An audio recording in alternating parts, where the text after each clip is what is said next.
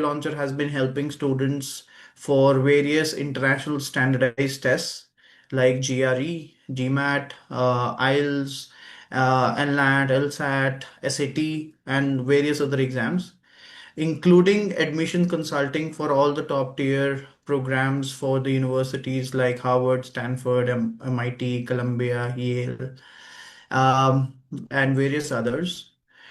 So today I have a privilege of Purnima Rai, who is a senior marketing director at ETS, which are the makers of the GRE exam. All right, so I welcome Ms. Purnima and looking forward Yes. to hearing a lot of insights from you. So, just to understand the audience for today, everyone, if you can please quickly post your profile details in the chat box, like what is your academic background, which course have you done in your undergrad, how much score have and what type of programs that you're looking for applying abroad, which are your target universities. If you can quickly post these details in the chat box, we can probably pick up a couple of profiles and do a live profile analysis at the end.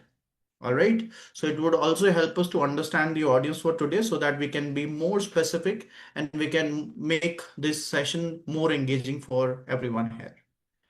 All right. So I can see a few students still in the queue. So I'll wait for another few seconds and then we'll start off with today's session.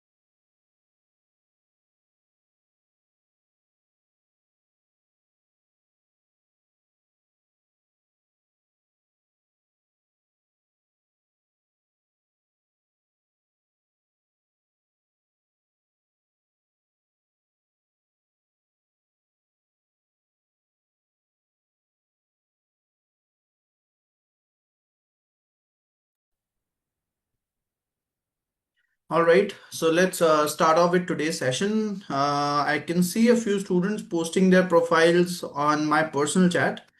I request all of you to please post your profile details um, in the main chat so that everyone can see and we can pick up a couple of profiles at the end and do a live profile analysis. All right, so let's begin today's session.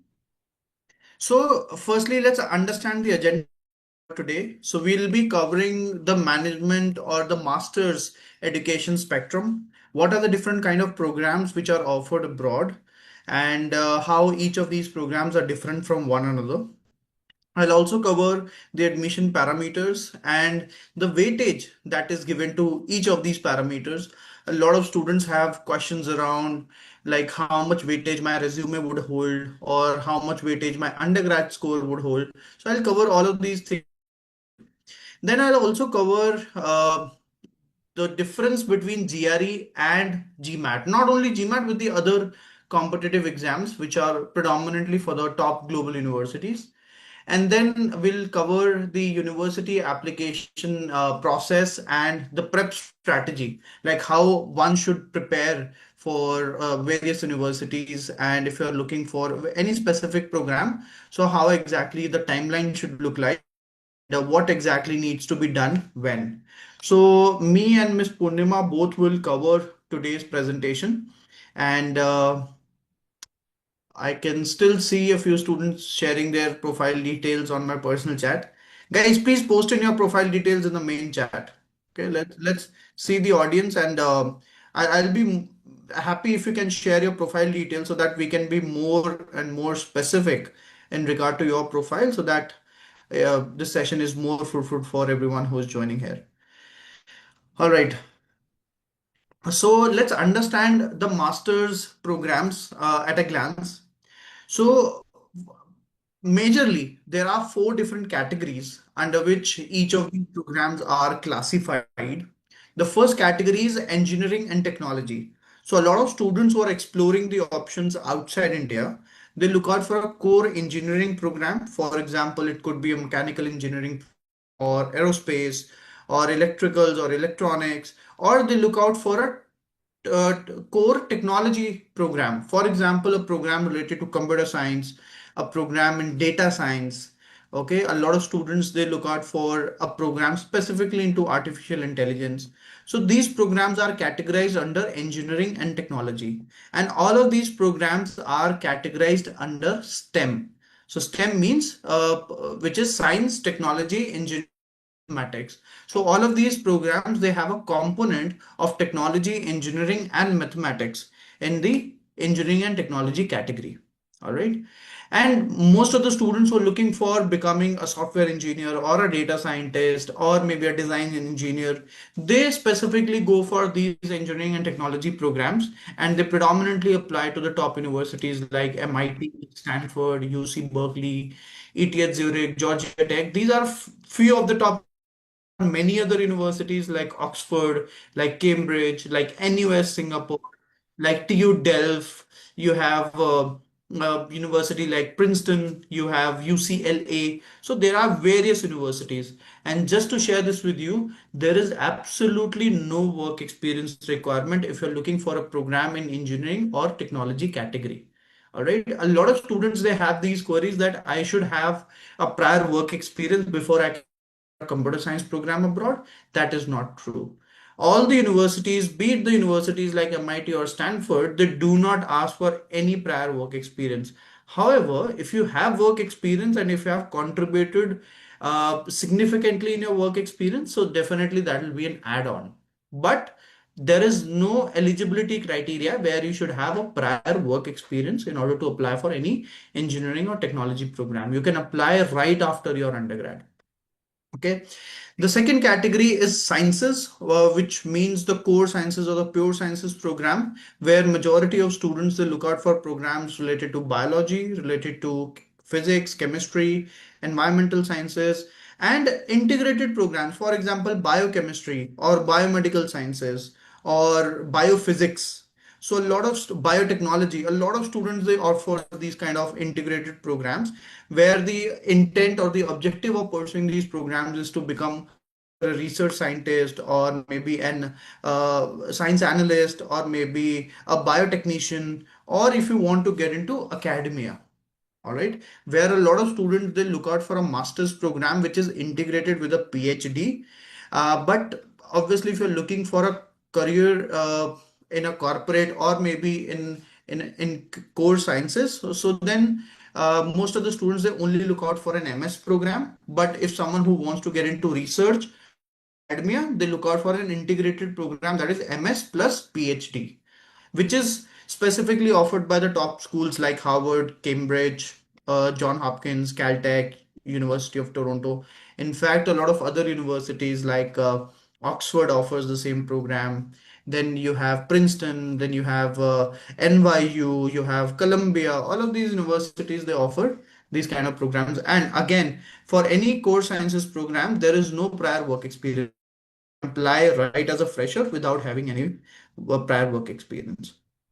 Third category and a very popular category is business and management, where a lot of students they apply for a program that is MBA, which is supposedly to be the most popular programs for the students who bring in some prior work experience and they want to explore business in detail. Okay, management domain in detail. Then there are other programs which are like Masters in Management, which is strictly for the candidates having no work experience. Then you have MSBA, that is Masters of Science in Business Analytics, which is an integration of business management and data science. All right. A lot of students who want to explore career in actuaries or statistics or analytics, they look out for a program that is business analytics. Then a lot of students now they look out for a program that is a core finance program, that is MFin or MBA Finance. And this program is also integrated with a lot of technology programs. For example, MS in financial engineering or MS in financial technology or MS in quantitative finance or MS in computational finance. So a lot of students they look out for these integrated programs in finance, where the objective is to become either an investment banker or maybe a portfolio manager or a financial analyst, or you want to make some financial models. And if you're looking for an MBA or some other business masters program, the majority of students they enter getting into management consulting or product management as the major domains, where you must have heard of the top universities like Wharton, INSEAD, London Business School, HEC Paris, NYU Stern. In fact, there are Indian schools which offers these globally equivalent programs like ISB offers a 1 year MBA program. IIM Ahmedabad offers PGPX. IIM Bangalore, IIM Calcutta. All of these colleges they offer these MBA and pure masters programs. For an MBA specifically, you would need to have a prior work experience, which is ideally more than 3 years, more than 4 years. But for other business masters program, there is no specific work experience requirement. You can apply right as a fresher. All right. Then the last category is arts or humanities, where most of the students they expect careers in, let's say, political science, or to become a lawyer, or maybe to become an academic researcher, or if you want to get into public policy specifically. So they look out for the programs in public policy, MPP, that is Masters in Public Policy, or programs related to public administration, MPA, or MPA ID programs, Masters in Public Administration and Industrial Development. Then you look out for programs like MS Philosophy or MA in International Relations, where most of the students they end up getting jobs in some of the large global organizations like World Bank or WHO or IMF or UN. They look out for these kind of career opportunities, where universities like Oxford, Harvard, Kennedy School of Public Affairs. Then you have London School of Economics. You have Columbia School of Public Affairs. So these schools are gateway to landing jobs in some of the top global organizations like UN or WHO or World Bank. Okay, and there is absolutely no work experience requirement. You can apply right as a fresher. All right. Just to share this with you, uh, all of these programs, and Ms. Purnima, please correct me if I'm wrong, all of these programs, they would accept an exam that is GRE. Okay. So if you A lot of people are try doing to, their masters abroad taking the GRE. In yeah, fact, that's the only exam available to yeah. take your GRE. So That's right. that is the only exam which is applicable to apply for any of these programs. So understand the kind of scope of the GRE exam. So if you take one GRE and if you're still confused at which program that you're going to apply for your masters, so then definitely go ahead and take GRE and you can apply for different category of programs, or you can apply for some integrated programs, or you can apply for some specialized programs. That is And one also exam for for business and any of law. these. So if you want, sorry, Deepak, just adding, if you want to do law or business also, that is your MBA, that also GRE is applicable for that. So if you just take one exam, it covers everything, your masters, business, law, every category is covered under GRE. Now, let's understand the admission parameters and the weightage that is given to each of these parameters. So, the first and the most important is your profile. Profile means where your academics, your extracurriculars, your internships, your projects, and your work experience, if you require a work experience, would be evaluated. When it comes to your academics, so universities would predominantly look into your undergraduate score. How much have you scored in your undergraduation? That is your bachelor's. Second is that they would also understand what kind of additional certifications or any qualifications that you have academically. Second is that your extracurriculars, for example, if you've done any kind of research, or let's suppose if you have any social contribution, or if there is anything specific where you have made a significant difference. So that is a great add-on. Along with this, there are few programs where some practical exposure is critically evaluated. For example, if you've done some internship, or if you've done some projects, or if you have any prior work experience, so that is critically evaluated. Now, the weightage that is given to your profile is somewhat 30%. Okay, these are estimates. I'm not saying that these are fixed weightage that is given to each of these parameters. These are estimates, what we have observed after mentoring thousands and thousands of students so far. Okay, then comes your standardized test. So as I said, GRE is one common exam which is acceptable by maximum programs abroad. So this kind of the weightage that is given to GRE or some other or some other exams, the weightage is somewhat near about 25 to 30%. Where if you're looking for a STEM category program, your math score, your quant score would be critically evaluated. So it is important that you have to score really well on the quantitative section of your GRE or any other exam that you are going to take. Third parameter is going to be your applications, which includes your SOP, that is statement of purpose, where you'd have to clearly define this to the long-term goals, what are your short-term goals, how well you have aligned your profile with your goals, what kind of a work experience or any projects or any internships that you have, and why exactly you have shortlisted that university where you're applying, and how you're going to contribute in that university. Okay, so all of these things have to be explained in a format called statement of purpose, or there are universities which would ask you to submit essays. Now, again, these essays are very specific, ask you about any kind of instances in your life where you have got that motivation of applying for that master's program, or they would ask you about your practical experience, or they would ask you about your undergraduate studies and how well you have aligned your profile with your goals. So those kind of essays are mandatory. Second is your letter of recommendation. So all the universities would ask you to submit recommendations. Most of the universities, they ask for two recommendations, but for some STEM programs, they might ask you for three recommendations. Now these recommendations are usually provided by your professors or by your mentors who know you personally as well as professionally, and who can validate the claims on your academic abilities and the claims on your professional abilities. Okay, now again, recommendations are very, very important and they are mandatory.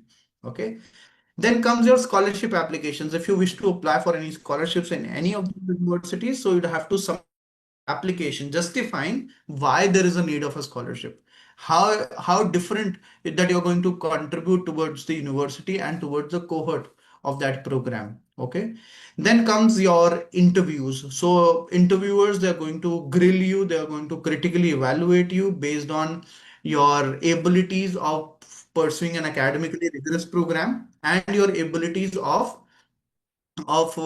professionally taking up the roles and responsibilities up post completing your masters. Now this has a weightage of around 40 to 45%. Now understand, if you're a student having, if you have already completed your undergrad, so obviously you cannot do much about your profile, your academics, it is all done and dusted. But you still have the chance of maximizing your chances of securing an admission through having a high standardized test score, high GRE score, or by submitting excellent applications to the universities through your essays, through your letter of recommendations, through your scholarship applications, through your interviews. All right, so which would contribute to somewhat near about 70 to 75% of the weightage in your entire admission process. Okay, now before I get on to my subsequent slide, let's discuss more on the GRE exam, because that is a common exam that you must have heard me saying a lot about GRE and a lot of that it is applicable for the various category of programs. Now, Miss Purnima, as you are specifically the ETS, is the maker of the GRE exam. They conduct, they administer, they create the GRE exam for the students across the globe. So I want you to run a few slides on what kind of a GRE exam is, where exactly it is applicable, and what are the components of the GRE exam, and how this exam is different exams. Okay, over to you. Thank you, Deepak, for the opportunity. Yeah. Hi, everyone. I'm Purnima Rai. I'm the Senior Marketing Director at ETS. ETS is the maker of TOEFL and TOEIC exams. It's the largest assessment company in the world. So today we'll talk about GRE. I think all of you are aspirants for graduate studies. And I think, GRE is a single exam, that will get you ahead because, it covers business, law, if you're doing masters, everything is covered by the GRE test. So it's a one single test, that can cover everything. So I'm trying to share my slides at the same time. And I just let me know if you can see the slides. Um, uh,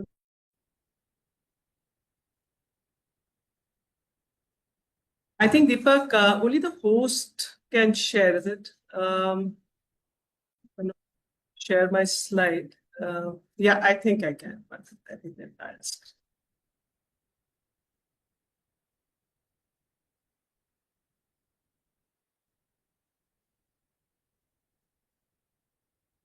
Guys, can you see my slides now? Yes, we can see your slide. You can make it full screen. Yeah, I'm just trying to make it. So, Yeah, so it's I think that, yeah, this is great. So I think that all of you must be having the question like, why should you give GRE as any other test? And, why should you give the GRE at all for graduate programs? So just trying to cover, some of these points for you today. And please feel free to ask questions in the chat after the presentation. We'll be happy to answer any questions. Right. So GRE is accepted at 20,000 plus graduate business and law programs. So it is a single program. It's like an umbrella which covers, graduate business and law. There are some exams which cover only business. There are some exams which cover only law, but this is the only program or the only exam that covers graduate business and law and accepted is the most widely accepted across 20,000 universities or colleges across more than 70 plus countries. Also, if you're looking for a fellowship or a scholarship, your GRE score, the moment you put your GRE score in your application, it helps you.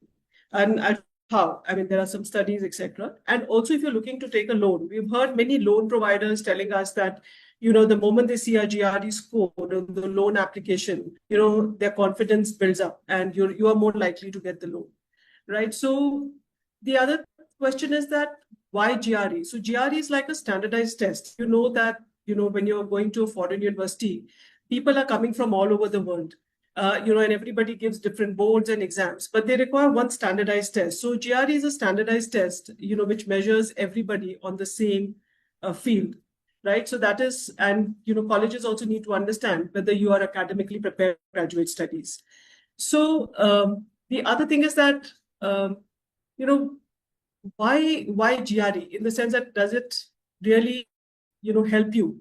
So here we'll see that how GRE helps you. So there are studies which show that when you submit your applications with the GRE score, 81% of the GRE takers are accepted into graduate programs when they submit their application with the GRE score. This is a research study that was done on GRE test takers, and 81% of who submitted their application with the GRE score got into a graduate program.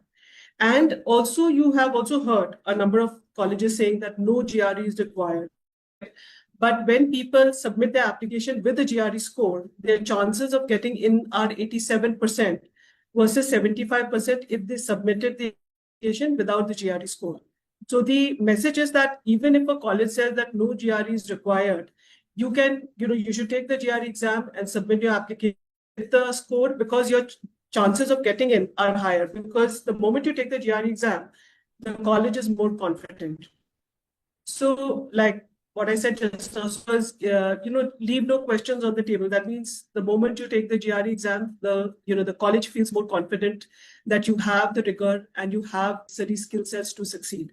So that is why they use the GRE score to evaluate that, right? You as a candidate, when you are giving the GRE test, it also helps you understand whether you're ready for a graduate program because the rigor that is involved when you prepare, etc., also enables you to understand whether you are academically ready to take that step. Also, when you prepare for the GRE test, your vocabulary improves, your quant improves, your writing skills improve. These three components of the GRE test. So a lot of the students, there are a lot of people for whom English is not their native language and give the GRE. So my vocab has improved after taking the GRE test, right? So a lot of people in India also, when they're sitting for the CAT exam, they prepare using the GRE. It helps them build their vocabulary for the CAT exam as well. Also, the other thing is that GRE scores, when you submit it in your application for a scholarship, it helps you because it says more than 57% of GRE test takers who submit scores as part of their scholarship applications are offered a scholarship. So again, a study. So your chances of getting a scholarship with the GRE score on your application is about 57%. So I think you should go ahead and take the test.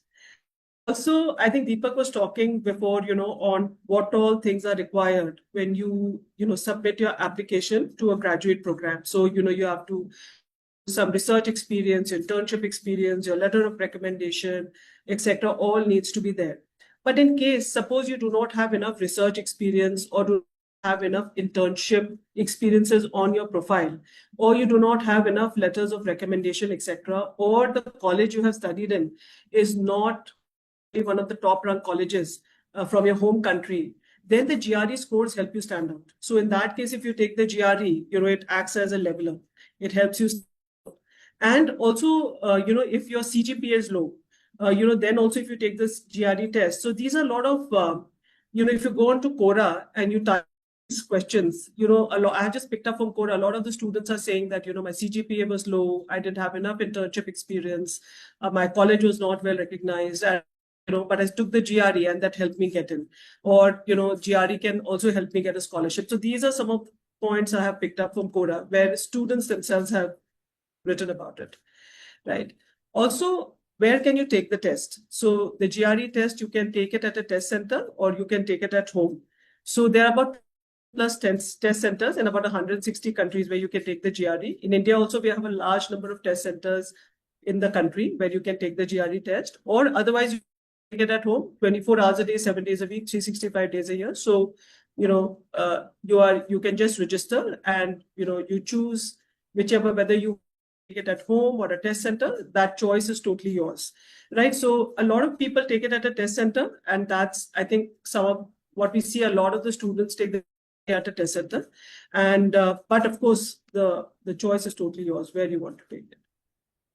Okay, so like Deepak said that we talk a little bit about the test structure. So I think some of you must be familiar that the GRE earlier was a 4-hour test, right? But now it has been reduced to 1 hour 58 minutes from 2023. And the sections of the test are, analytical writing, there's verbal reasoning, and quantitative reasoning. So these are the three sections. Analytical writing always comes first, but the other sections, they come in any random order, right? Also, the thing is that this test is, I'll cover the slide first, is section level adaptive. That means the way you give the previous section, will determine how the questions come in the next section. So if you have scored really well in your, previous section, the questions which will come in the next section will be of slightly more greater difficulty, right? But that shows that you are that your benchmark is higher, right? So that goes in your favor, right? So it's some of the other tests, they are more section level adaptive. So there are different types of tests, right? But in GRE, it is section level adaptive.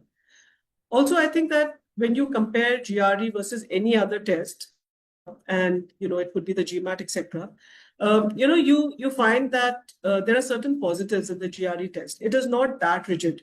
So you can questions in any order you want. So the thing is that if a question is difficult, you can tag it and skip it at that point in time, and you can come back to it later.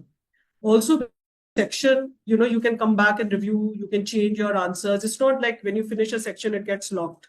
You can come back and you can change the answers, you can edit it, etc. Give that opportunity, right?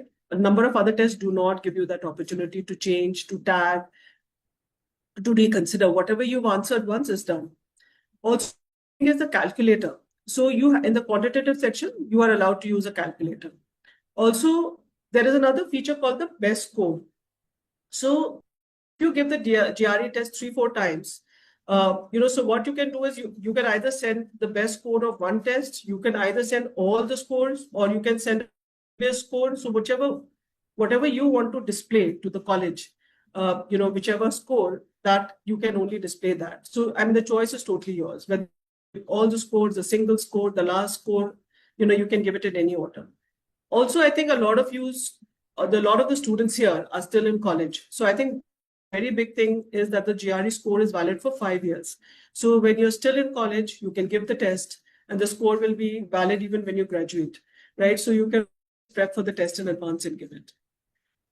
So one more thing that I think one myth buster that I wanted to cover here in this section is that you should always attempt every question in the GRE paper. I mean, in the sense in the paper, because there is no negative marking.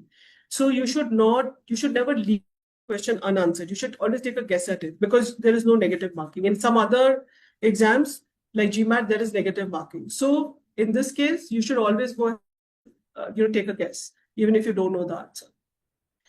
In the GRE test, analytical writing is 0 to 6 marks, verbal is between 130 to 170, and quantitative reasoning is 130 to 170. So your total score is about 340, and analytical writing scores are separately. So that's how the test is scored. Also, we get a lot of questions and a lot of webinars that what is a good score, but that depends upon the college you are applying. So the Ivy Leagues and the good colleges, they require anything above 320. But so you have to get a better score in order to get into a Ivy League college. But there are 20,000 universities around the world which accept the GRE score. So even if your score is slightly lower, you should not get disheartened. You can apply to any other university. Also, you can retest. So we've done a study where we've seen that when you retest GRE, your scores always improve. That is, of course, if you are prepared. It's not that without preparation you go for it. But after preparing and taking the test again, we found students, better marks, right? So these are some insights I wanted to share, plus also certain tips and strategies. Of course, Career Launcher, will help you prepare and give you that, daily rigor and practice, to prepare for the GRE test. But we have certain tools on the official ETS website, ets.org/GRE. If you go onto our website, we have certain, there's a power prep test tool. You can go and practice. One is a free test where you can, understand what is the format of the test. And the other is their timed tests, which are paid, practice tests, which you can, when you want to practice or you want to assess how good or bad you are, you can, take the test at that point. Also, like I said, that, do not waste your time on difficult questions. You can always come back to it and attempt it later. Like I said, the section doesn't get locked. So in the test, you should keep on moving. If you don't understand a question or cannot understand, you should move forward. You can always come back to it later. Also, the thing is that you should never leave any question unanswered because you should always take a guess because there is no negative marking. So these are some, things that are there. Plus, you can also prep with resources that are there on the side. So these are some bundles that we have currently, and there's certain percentage discount available on it. You can always go ahead and buy it. And at this point, till 12th of July, we have, a summer offer, GRE Summer 15. So you can, if you apply it, you will get another 15% off. Also, the fact is that, we also have the TOEFL test. So, what if you want to, when you give the GRE, a number of programs also require you to prove your, English proficiency. So in that case, you can also take the TOEFL test. So we've got count. So that means if you book the GRE test and when you are checking out, you can click on a checkbox and you will get 3,000 rupees off, 3,007 rupees off on the TOEFL. I don't know if you can see it, but this is GRE TOEFL combo gives you 3,007 rupees off, right? And if any of you want to also note down this code, GRE 15, you can take a screenshot of this. So because this is only applicable to the 12th of July, right? So this is there as well. Also, we have a quiz which is there on our website. So if you just want to get a short gist of the test, you can just go through it. The other thing which I would also recommend sign up for is the graduate search service. So when you create an account on ETS, for GRE, even give the exam, you can opt for the graduate search service. So, and you have to create your profile. This is absolutely free of cost. This tells universities that, what is the program you're looking to apply, what is your current profile look like. So, a lot of the colleges, they opt for the search service, which ETS sells to colleges. And they want to understand in their geographical locations which are the candidates, or overseas which are the candidates who would be a good fit for their college. So they basically look at the search service.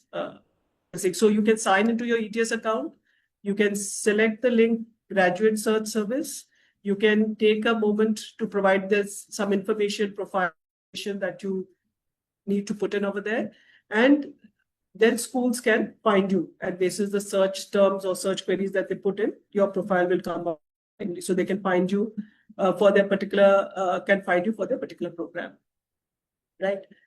Also for MBA, so GR accepted in 1,300 plus business schools across 72 countries. So there is a page on the ETS website, which is ets.org grad school. Here there are a lot of resources that you can, that are there which you can help you. Why grad school, how an MBA can help you in your career. So there are a lot of resources here. You can always go and read on this page. I don't know if you're able to make out the link, but I'm just putting it here. So if you want to just copy it, here's the link to that page. So these are two QR codes if you want to scan them. So the questions answered about graduate school, and how to get into business school in the US. So these are certain QR codes. You'll also find them on our website. So you can always see them there. So that's all from my side. So Deepak, over to you. Thank you so much for the value, and I'm sure that the students must have got a fair idea what kind of a GRE exam is and why exactly is required. Because see, if you're applying for any of the top tier universities, you'd have to any which way show your ability of handling the academic rigor.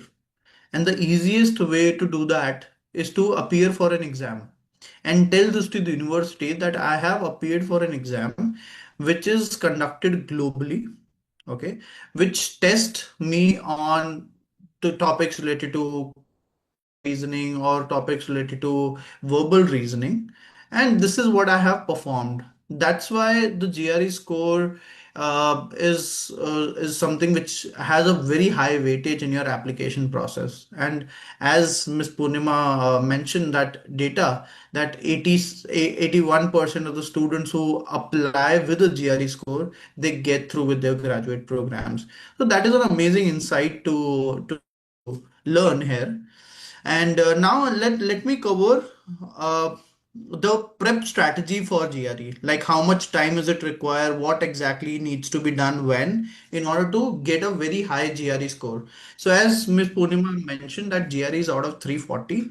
Now in order to get into any of the top tier university, any score above 320 is considered to be a very good score.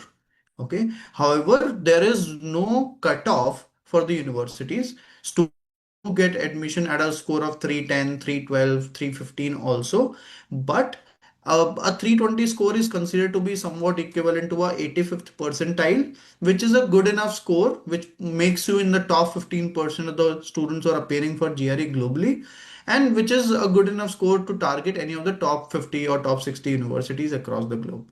All right, so when you're preparing for GRE, and this is what we follow in our training module also at Career Launcher, that in your we would help you to get familiarized with all the different topics which are tested on GRE.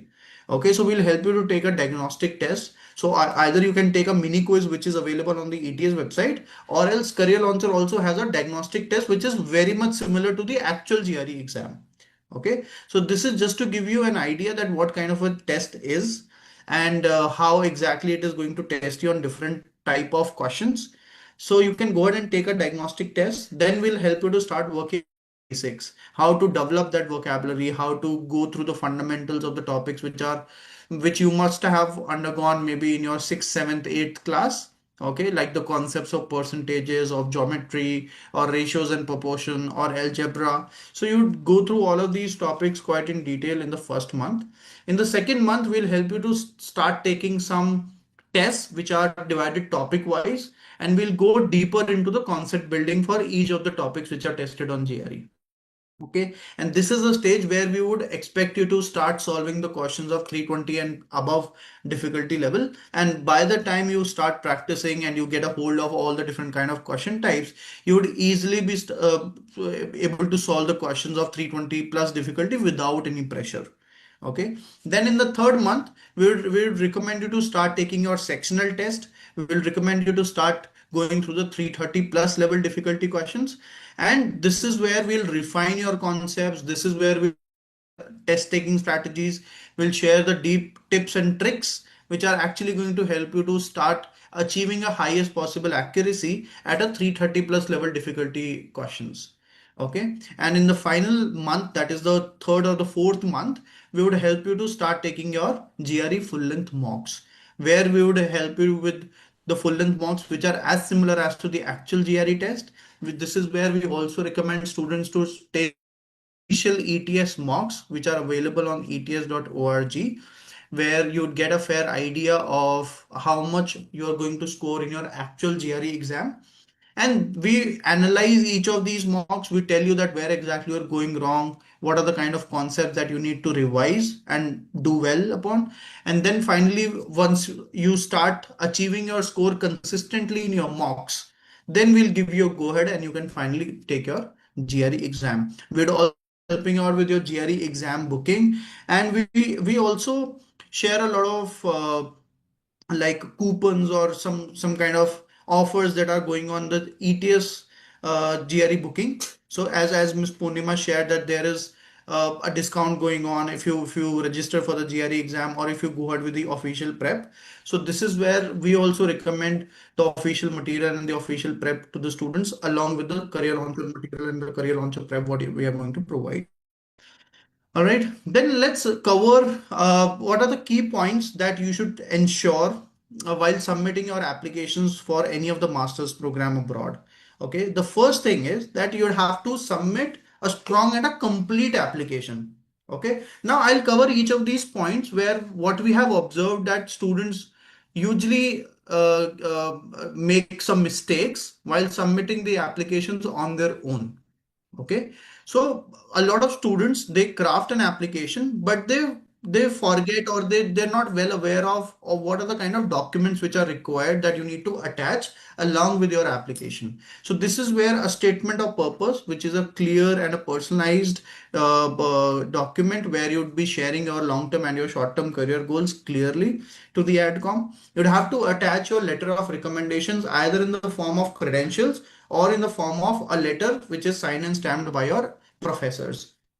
Along with this, you'd have to submit a resume or a CV, which is for a maximum of 1 or 2 pages. And most of the universities they have specific formats, okay, for a resume. So this is where it is important that you would have to like craft a resume in the format that is stated by the university. Okay. Along with this, you'd have to attach your transcripts. Transcripts are your college mark sheets, semester wise, where there is a clear indication of your score as well as the conversion of that score into percentages. Okay, a lot of universities they score you on a scale of 4 or maybe 4.33 or a scale of 5 or a scale of 10. So there is a conversion table that has to be attached along with your transcripts, and then you'll have to attach your test scores, whichever exam that you're going to appear for and you're going to submit your scores. So it is important that you share that score with your application along to officially get your scores reported to the university from the conducting body. So, for example, if you're applying to Carnegie Mellon and you have to submit your GRE score, so then ETS is going to report your score directly to Carnegie Mellon. So you'd have to tell this to ETS that this is the program and the university where I'm applying. There will be a unique code that will be given by Carnegie Mellon that you'd have to attach and send it to ETS so that your GRE score to the Carnegie to the university of your choice. All right. So this is a process. Then comes adherence to the timeline and deadlines. So it is very important that you keep a note of all the various deadlines and what are the timeline that you should be following. And I'll also share the timeline in my subsequent slide. Then comes your fitment for the course and the university. Okay, do not only go by rankings, do not only go by the popularity of the program or the popularity of the university. There has to be an in-depth research what you would have to do before finalizing on the course and the university where you're going to apply. Okay, this is where consultants at Career Launcher, we help you in shortlisting the right fit universities and right fit programs. Okay, where which would really be helpful in achieving your long-term and your short-term career goals. Then comes financial planning.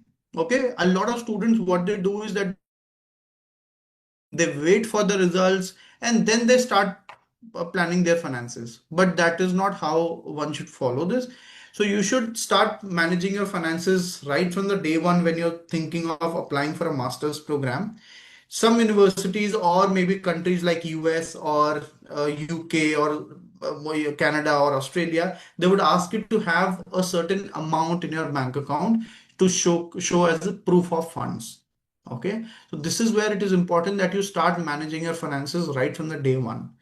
Along with this, there are a lot of options to apply for scholarships, assistantships, financial aids, fellowships. There are plenty of options which are available for almost all the universities outside India. So this is where do an in-depth research in finding out the various scholarship options that are available, and this is what we also share with our students. In fact, most of our students, just to give you that data, 65% of the students who join Career Launcher, they join the university of their choice with a scholarship. Okay, this year we were able to generate $2 million scholarships across all of our applicants. All right. Then whichever university that you are going to apply for, okay, personalize your application according to that university. There is no general application which is going to be submitted to all the different universities. It has to be personalized, it has to be specific. Okay, so take the help of your consultant for the research, for the kind of clubs and societies, for the kind of research facilities, for the kind of batch profile or the curriculum which is offered by the university, so that you can add all of these pointers to your SOP or the essays that you're going to submit, so that you can make your essays and SOPs personalized for each of the university that you're going to submit. Then do proofreading and double check. And most importantly, do use AI. Do not use ChatGPT or any other AI tool to craft your application or to maybe to get your application reviewed.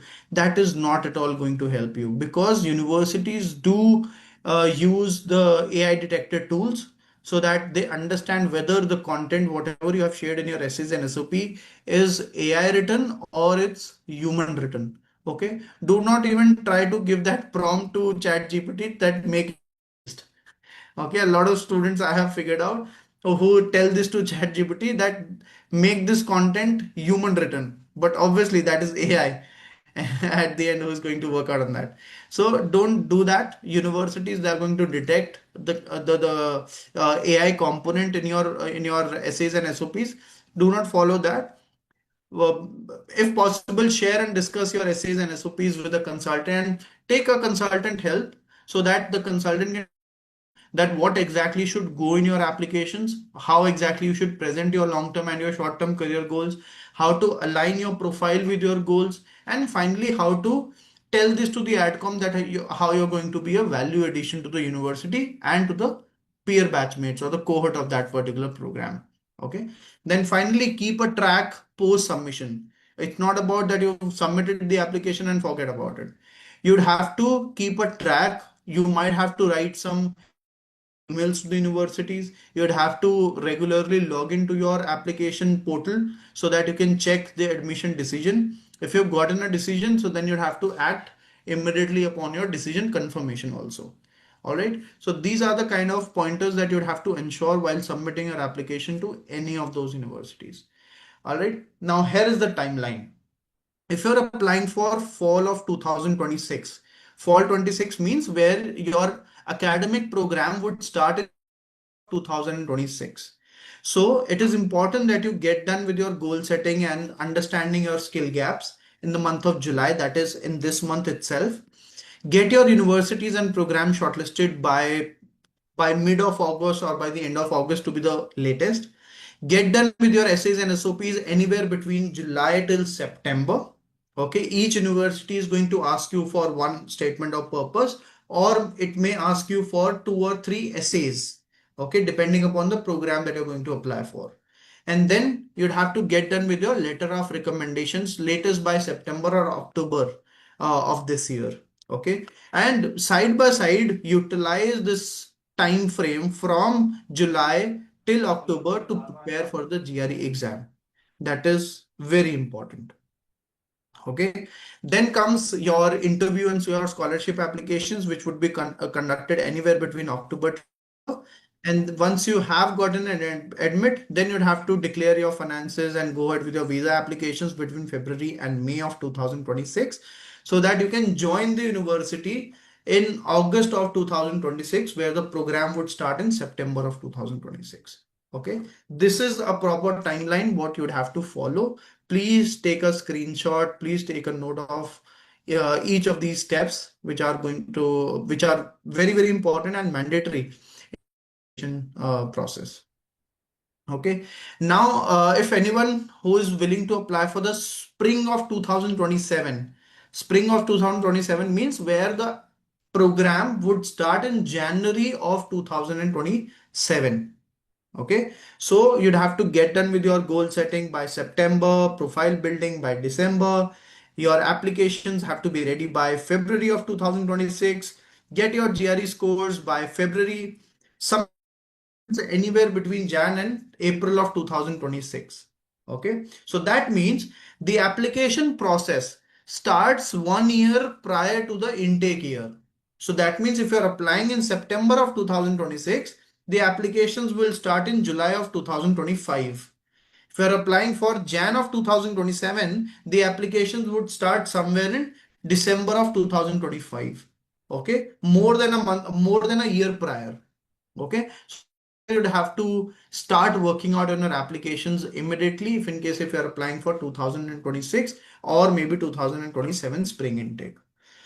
Now, what we do at Career Launcher, we prepare students for the GRE program, where we do group training. We have group classes, live and interactive classes. Then we have one-to-one tutoring, where a lot of students go ahead with private tutoring with our faculties. Along with this, we do admission consulting for all STEM programs, all MS programs, and for any business program. So we'll be covering most of the STEM business programs like MBA, MIM, MFin, MSBA, all the different kind of business masters. And we also consult students for non-STEM program. For example, if you want to get into a program related to public policy or public administration, industrial development, or international relations, or political sciences. So we are going to help you out with all the different category of MS or MBA programs abroad. Okay. Now, how do we do it? So we help you in selecting the right fit master's program. Then we help you with building up your profile and selecting the right set of universities. We help you to craft your essays and your SOPs and all the different documents which are required. We also guide you with video essays. Now, most of the universities, they do not take in-person interviews or the Skype interviews. Most of the universities, they have started taking video essays where they would give you a prompt, an AI generated prompt, and you'd have to record your interview and submit it to the university. Okay, right? So this is where we prepare you for what are the kind of probable questions that you might get in your video essay, and how you need to structure your answers for these video essays. Then we'll finally review your application and submit your application to the different universities.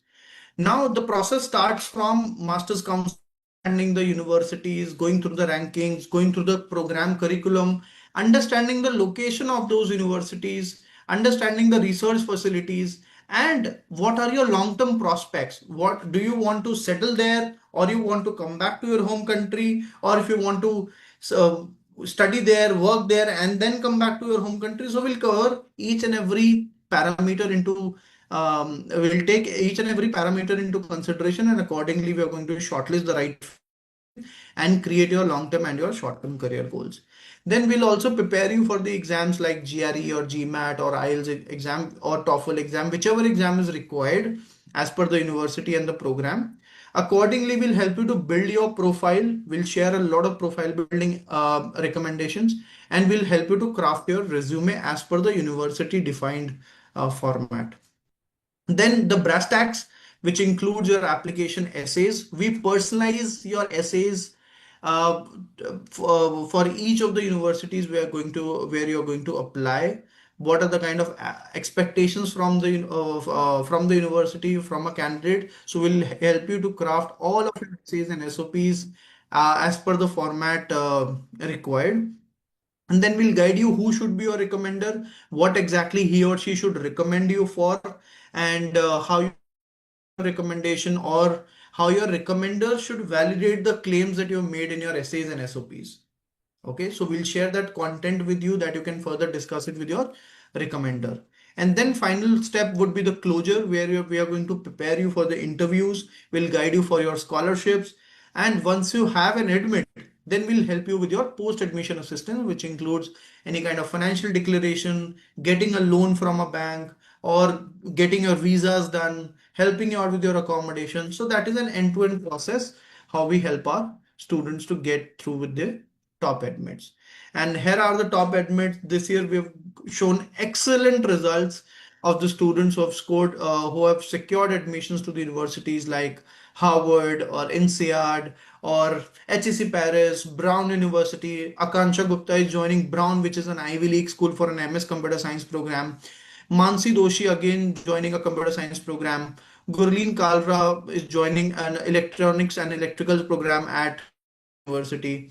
Then we got deferred MBA admit at Cornell by Karthik Tyagi. Yeah, Siddharth Saridevi is going to join MS Finance at University of Southern California, which is ranked sixth in the world ranking. Then a lot of students they join ISB who have appeared for GRE because ISB also accepts GRE in India. And a lot of students they got into the business programs like HEC Paris or maybe ESEP or ASEC Business School, which again accepts GRE. Okay, here are a few other students who've gotten admit into the best universities across the globe. Now I formally conclude the presentation for today and I open the forum for the Q&A. And as mentioned, I'll take the profiles from the chat box and I'll uh, do a live profile analysis. If in case if you have any questions around your masters, so please feel free to post it in the chat box. Me and Miss Purnima would be here to help you out with any kind of questions that you might have. Okay, the first question that we have got is the GRE full form. All right, that is Graduate Record Examination. Yeah.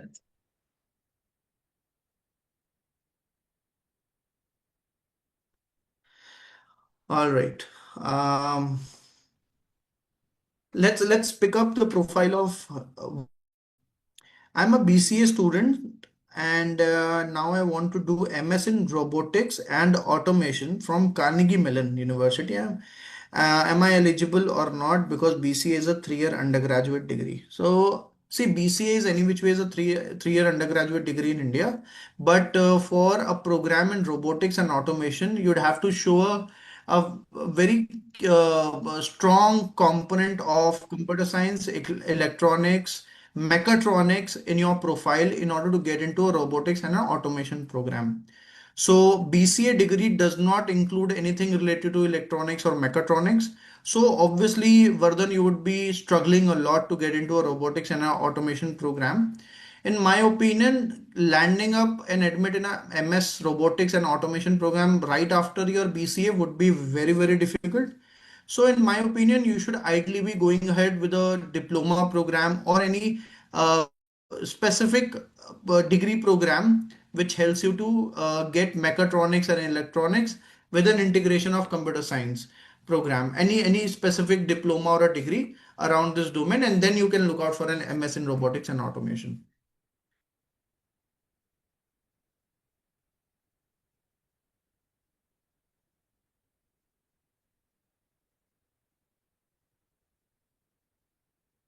Rudra has asked, what is to start preparing for GRE?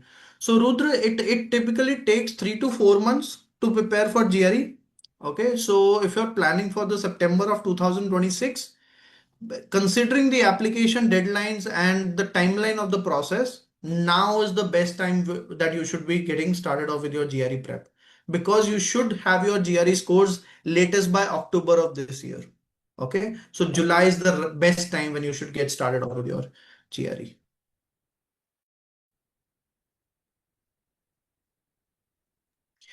GRE scores help to seek good jobs in India too, definitely. In fact, a lot of organizations, they take GRE scores as a benchmark to give you jobs related to analytics or related to statistics or related to core finance. So obviously, it does help you to get good jobs in India also.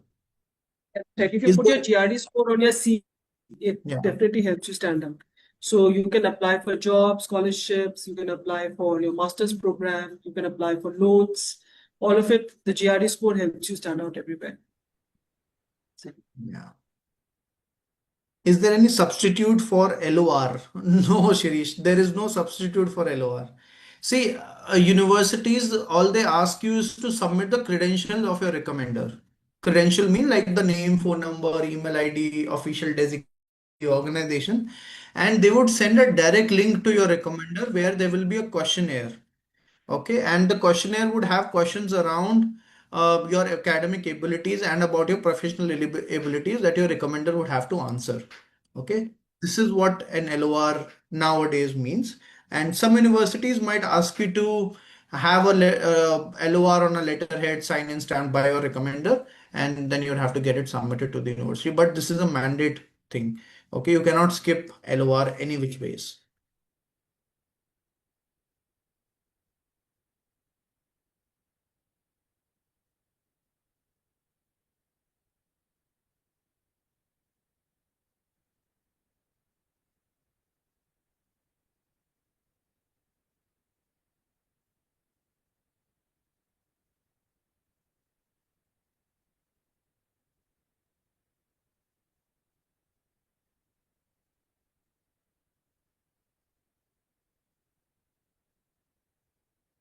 Um, Jessil Jolly, let me go through your question. I guess I missed your I question. think he's written, I joined session after, okay, what about jobs after masters considering the present job market? Is it in India or you're talking about abroad? Is it that you're referring to the Indian job market or the overseas job? So See, Jolly, understand, if you are pursuing your masters from any of the top tier college, so that is itself a validation that you're good with your skills. Okay, you're firm with your long term and with your short term career goals. Because universities also have a rigorous selection process. Okay, that is the first validation that any recruiter is going to consider while offering you a job, that you've gotten through a school like Carnegie Mellon or a Princeton or a Stanford or any other school equivalent to these schools. So that is first validation. Second is what kind of skills that you have acquired during your master's program. Okay, what kind of internships or projects that you have worked upon. If you follow the process, if you incorporate all of these things in your profile, so getting a job is not at all a difficult task. Just to share this with you, there were somewhat around 3.5 lakh students who went specifically to, okay, from India, okay, for their higher education, including undergraduation and masters. All right. So, see, despite what exactly you're hearing in the news about the job market in any of the international geographies, students are getting placed. Okay, be it the market in UK or in Canada or in US or in Australia or in Europe or anywhere else, including India also. Students are, it's just that it's just that recruiters have become more stringent on evaluating your skills, not only the popularity or the brand name that you have in your CV. Okay, so getting a job is absolutely not a difficult task until unless you have the right kind of skills which are required. And this is where a top class master's program, a better curriculum would help you to acquire those kind of skills. So that is something that you should be focusing upon.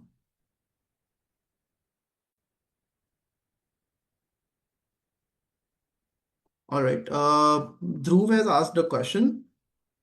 I've done my undergrad in hotel management, 4-year degree, did my industrial training in Doha with FIFA 2022, and then had my J1 program in US for 4 to 5 months. Now working in hospitality itself and targeting class of 2029 or 30. So if you're joining the class of 2029, that means you're going to start off with your masters in 2027 or 2028. This is what you mean, Dhruv, right? What are the things I should keep in mind while preparing for GRE or GMAT as coming from non-STEM background after 10th? So see, understand, Dhruv, first of all, GRE exam or GMAT exam, they're not going to test you on higher mathematics. Okay, they're not at all going to test you on integration differentiation. They're not going to test you on calculus or any advanced algebra. They're just going to test you on the concepts which you have studied or learned till 10th standard.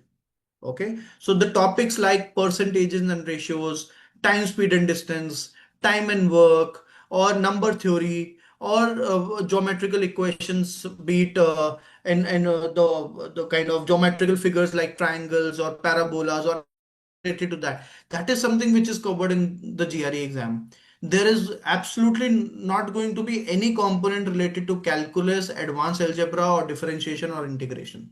Okay, so it's just that you'd have to go through the kind of fundamental topics that you have studied in class 6, 7th, 8th and make it strong and then apply those rules, apply those concepts for higher difficulty level questions. This is what we are going to cover in our training module. All right. So don't worry about anything specific that you need to go through while preparing for the GRE exam.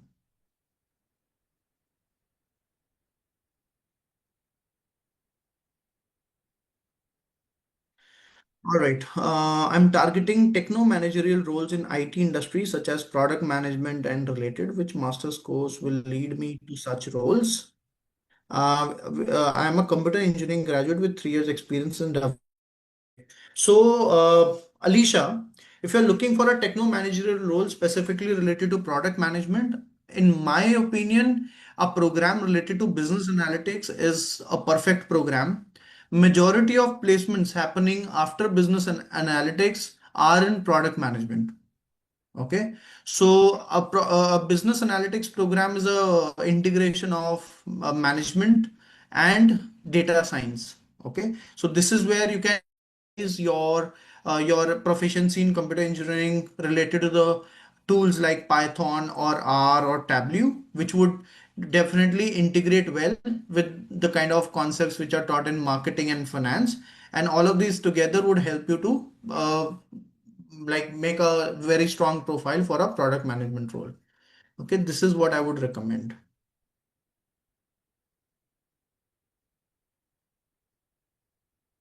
Guys, I'm posting link in the chat box.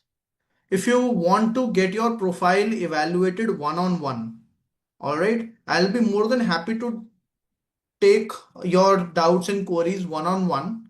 So please feel free to fill this form and register for a free one-on-one profile analysis session.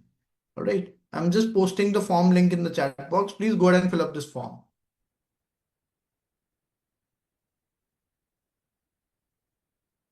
Got a personal message. I'm pursuing bioengineering and want to pursue MS in the same. How can I go ahead? So Shinjini, I'm sorry if I'm pronouncing your name incorrectly. So Shinjini, if you're pursuing a bioengineering program, so you can definitely get into an MS in biotechnology or MS in bioengineering itself for any of the top-notch universities, either in US or in Europe. For that, you'd have to appear for GRE exam and complement it well with a English proficiency exam that is going to be TOEFL or IELTS. Along with this, you'd have to craft your SOP for your target universities and submit a resume which is well structured, where you clearly define your work experience or any kind of projects or internships that you have done, and submit all of these things together latest by September or October of this year. Okay, kind of process what you'd have to follow, and we'll be more than happy to assist you. Please go ahead and fill up the form link, and I'll be like taking your session one on one. Do I need to have 9 pointer CGPA? That is obviously it is good to have, but it is not mandatory, Shinjani. Okay, so it's not that any student having a lesser GPA would not be able to get into the top schools. But obviously, this is an important parameter. Higher the better. There's another question. After I pursue the AI/ML, then after that, can I pursue masters in robotics and automation? I think it's a question. Vardhan, you can do that, but I would not recommend going ahead with the MCA program. Rather, go for a master's program in AI or machine learning. Okay. That program would align better with your interest of getting and automation.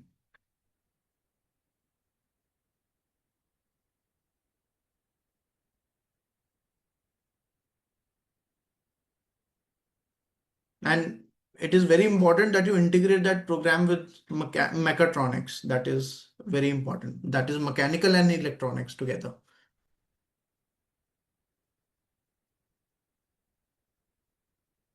All right. I guess we've answered all the different, and I'll be more than happy to take your further doubts and queries in a one-to-one session. Thank you so much, everyone, for joining. And I thank you, Miss Purnima, for joining in on a Sunday, sparing out time and sharing valuable insights about GRE with all of the students at Career Launcher. So I'm grateful, and we look forward to having you in more further sessions that we conduct together. Thank you so much, Deepak, for inviting. And yes, I hope to be on more sessions. It was, I think, very interesting, and some very good questions came. And Yeah. if there's any further question you have, you can always write to me on my LinkedIn profile. So it's Purnima Rai. So you can always look me up on LinkedIn. Thanks. All right. Thank you so much, everyone, for joining in on Sunday afternoon. So please go ahead and register yourself for a one-to-one profile analysis. Looking forward to connecting with each one of you. All right. So all the best and a very happy Sunday. Thank you.